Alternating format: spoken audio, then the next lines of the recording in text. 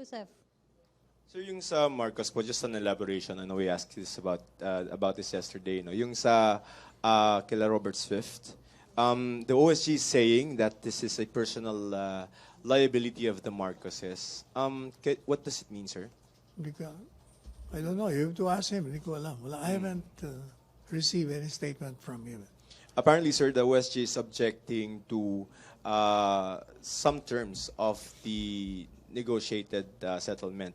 Meaning, number one, among other things, yung grant of immunity to an aide of the former First Lady who was caught with a stolen painting. So, ayaw natin bigyan ng immunity. Tama? Eh, hindi maganda yun. Maganda yun kung ayaw natin bigyan ng immunity. Kung may kasalanan siya, bakit mo bibigyan ng immunity? Mm-hmm. Pero sir, we are not by blocking the settlement, we are not saying that there were no human rights victims. Because we don't want them compensated, so therefore, are we saying that there are no human rights victims? Again, I would say I do not know exactly the grounds for the opposition of this Solicitor General.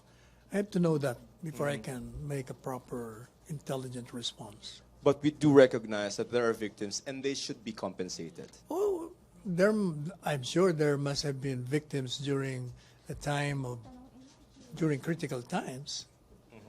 There will certainly abuses committed in whatever regime that the governor or the president would not know about it.